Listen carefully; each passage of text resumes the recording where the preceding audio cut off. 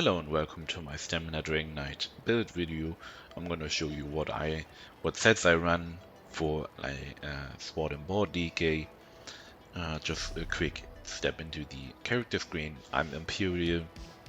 I really like Imperial for Dragonknight, the cost increase, cost reduction, and also the stats you get like 2k health and 2k stamina.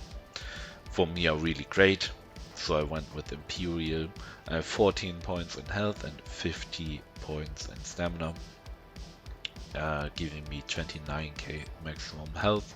You can of course put more points in health and less in stamina if you want more health, since we do have a lot of stamina. So that's easy to just swap around. Serpent is our Wonderstone for the additional recovery. We are stage 3 Vampire for the Undeath passive. Um, it's just so strong to not use. You can of course play without if you really don't want to be a vampire, but you will miss out on a lot of mitigation when you're low HP, and even when you're half HP you already get 50% or even more. I don't know the math behind it, but it just makes you super tanky. Buff food, we are using the lava food for some stamina, like big amount of stamina and the stamina recovery. Potions we are using are the health, stamina, and physical resist pots. So increasing our physical resist by 5,300. Yeah, just makes us way more tanky. In CP I don't need a tripod, so I went with the armor pod to just make me even more tanky. Poisons on our front bar, just normal double top poison for just more damage and pressure. So that's about the consumables coming to these sets. Monster set on a DK is of course Bloodspawn, 2 times reinforced with the prismatic enchant, both in heavy. Bloodspawn in general just a great set on DK. The ult generation, the additional resistance you get, the stamina recovery, just great synergizes with the build, with DK in general. Front bar set, we are using Deadlands Demolisher. We are using Power Slam as our spammable, and Deadlands Demolisher does increase the damage of it, cause Power Slam is considered a bash now, and this will increase the damage of it by a lot. So we have a sturdy shield, and we have a Nirnhorn sword, then we have a heavy reinforced chest, a light well-fitted belt, and heavy reinforced boots. All prismatic enchant. Yeah. The good thing about Deadlands Demolisher is not that it only buffs Power Slam, but it also buffs our bash. I bash a lot with that build. Like usually I try to weave in a bash between every skill. So our bash damage gets increased, and also every 2 seconds we get another damage on top. It will send off some wave in front of you and deal another bash damage on top, because the damage from Deadlands Demolisher, flag from the proc, is based on your bash damage. So also our bash damage is based on our resistance combined. So the more resistance we have, the more bash damage we will deal, and also the more damage Deadlands Demolisher proc will deal. So that's why we are in 5 reinforced. And also you don't really need Impen anymore, so 5 reinforced the best choice anyway. Then on our the second 5 piece we are using is Kill Marcher's Cruelty. I have here heavy reinforced legs with the prismatic enchant, 2 times infused jewelry, 1 infused weapon damage, and 1 infused bash damage, just to boost our bash attacks even further. And on back bar we are using infused greatsword with the Oblivion damage enchant. Greatsword, because I use corrosive armor a lot, and using a maul in that case would just make it useless, so I went with the Greatsword.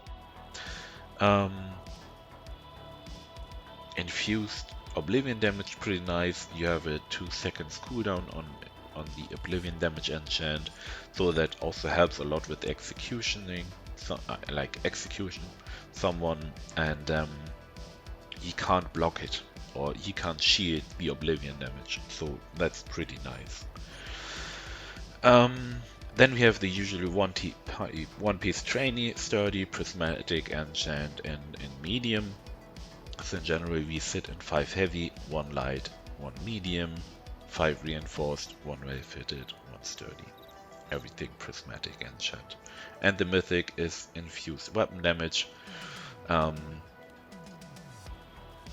with just marking Ring of Magistry, giving another 2.3k armor and 200 weapon damage. That's kind of about the sets I have. The skills I now use are Power Slam, already 12k tooltip, completely unbuffed, that's just nice. And if we buff up with Major and Minor Brutality, it's 13.4k. That's already a lot of damage, and on top of that, when you block an attack, you increase the damage by 33%. And having like 13k tooltip plus 33%, it's a lot, especially when you're in corrosive and you have full pen.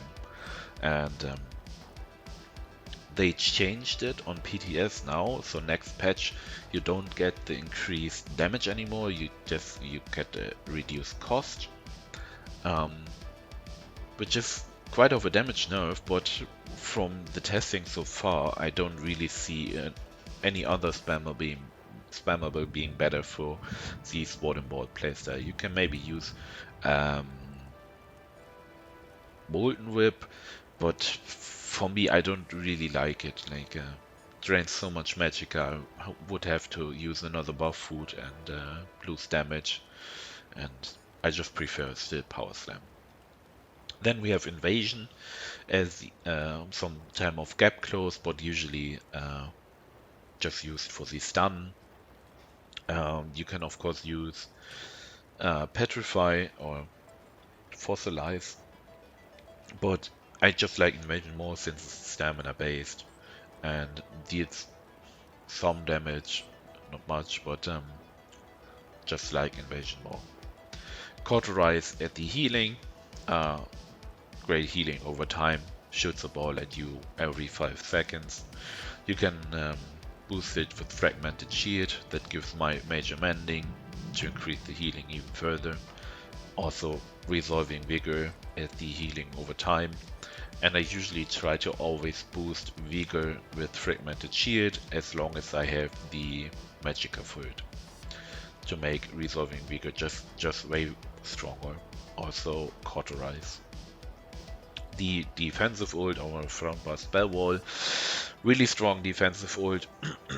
Everything gets blocked at no cost for 7 seconds, and also projectiles shoot at you get reflected, so you have 100% mitigation to projectiles, and everything else just gets blocked. I like Spellwall more as a defensive ult than corrosive armor, since when you have many people on your corrosive armor can still get you killed, since when there are many damage sources, still 3% of your maximum health will be a lot. Yeah, backbar we have Venomous Claw. The dot pressure from Venomous Claw is really strong. I try to always have it on the target I'm actually focusing, and the longer it runs, the more damage it deals. So good dot, and also applies the poison status effect for another damage. Executioner, of course, when someone is low, you want to use Executioner, since that will deal the most damage. Then we have Noxious Breath for Major Breach and another dot, plus the initial damage of applying Noxious Breath is still not bad. So when you're in corrosive and you face many people, you can use Doctor Spread to hit them all with the initial damage, and will still deal a good amount of damage. Volatile armor, just for the major resolve buff, 6k armor, and what is good about volatile armor, like in general, about draconic power skills, if you have your armor buff up, you get 12% more healing, and 12% more healing is a lot. So try to have it always up.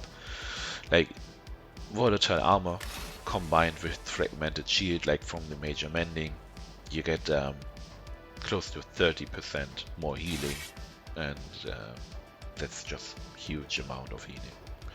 Then we have rally for the source of major brutality, also giving minor endurance for more recovery, and the burst heal at the end. You can of course use it before it runs out for smaller heal if you really need it.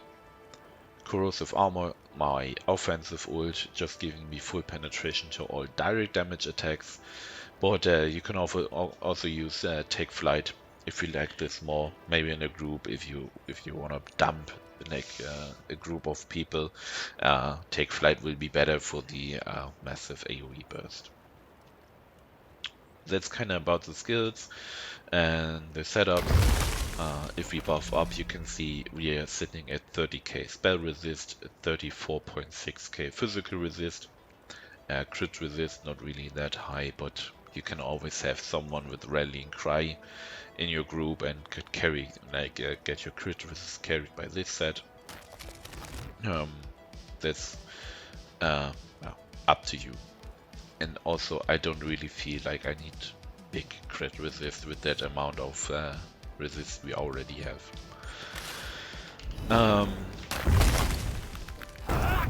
Our weapon damage on front bar is only 4.6k, but that's fine.